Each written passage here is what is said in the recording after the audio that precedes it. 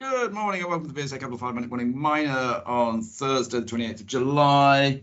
Morning, Paul. I think we're going to get cracking straight into the news because there's lots of it, isn't there?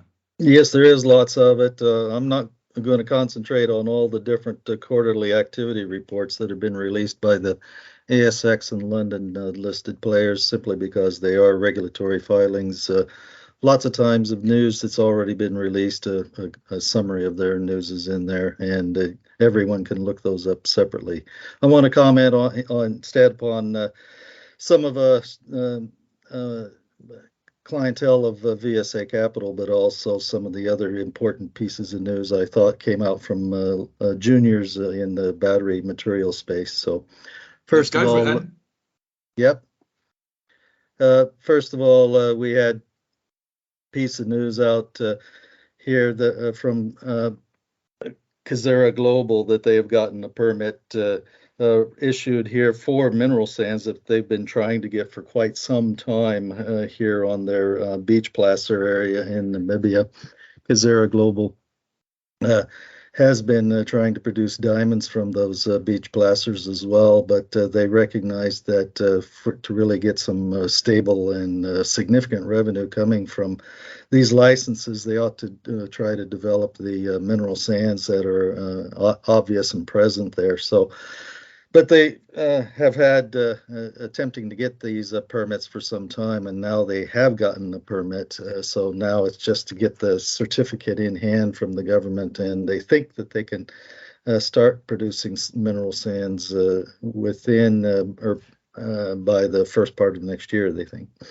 Yeah, I mean, they've actually they've dismissed a third-party appeal against mining permits, so they still need a little bit of documentation, don't they? And let's be honest, in South Africa things do take long. Don't get me wrong, I think it's really good news, and of course our client Tectonic Gold has a stake both in this mineral sands operation, Wellhead Minerals, and also has a position in Kazera. So it's good news, but we're not quite there yet, are we, Paul? No, it's not quite. It's a long and drawn out process, but they are making headway finally that we can see. Okay, move on.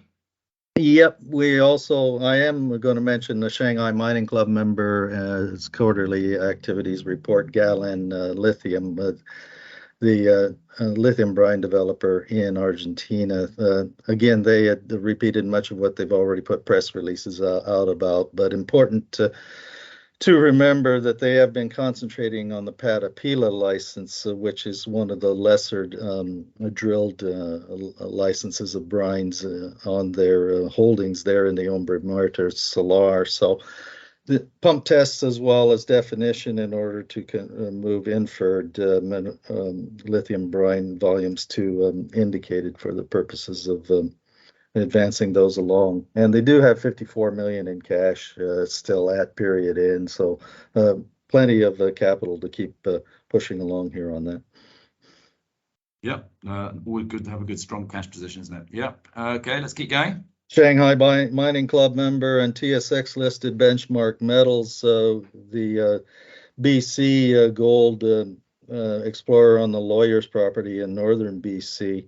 They outlined today or yesterday the update on exploration drill planning on a target that they have a defined resource on already called AGB that they'll address with greater detail this summer's drilling program. Purpose being large geophysical anomaly here along structure which seems to be controlling mineralization at AGB that's 3 kilometers long that they really want to get holes into because it is blind and all the indications are that these deposits at the Lawyers project do grow in size with more drilling, so they're going to get into it there. Sounds good. What else do you want to talk about, Paul?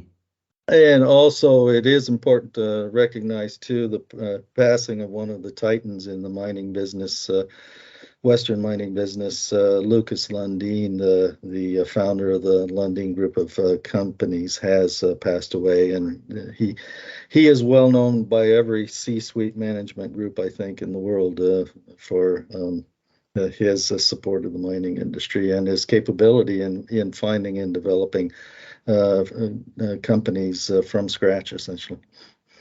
As you say, very well known, very capable person. Condolences, obviously. Okay. Anything else you want to quickly mention, or is that enough for now? One more thing, and that is two pieces of news in the manganese space, particularly for manganese by producers who want to put it into the battery sector for highly concentrated chemical purposes. First of all, Element 25, the ASX listed producer of manganese in West Australia, they may well add DMS or dense media separation to their plant, which is already operating with ore sorting in order to improve the butcher bird concentrate grades going forward in coming months based on current metallurgical testing that's just been completed. And second of all, private company called Euromanganese has released the feasibility study on the Škvaletice, if I pronounce that right, dump retreatment deposit in the Czech Republic. Looks very good, but it is relatively expensive. For a project on the capex basis, $757 million US on capex with 22% IRR and 4-year payback on 25-year mine life. But it is a green project. It is a sizable one. So therefore, you can expect that it will get European tax and climate incentive funding. Okay, well, as you say, lots of news, lots of end of month, quarterly, whatever updates. We call it a day there, Paul, and we'll speak again tomorrow. See you then.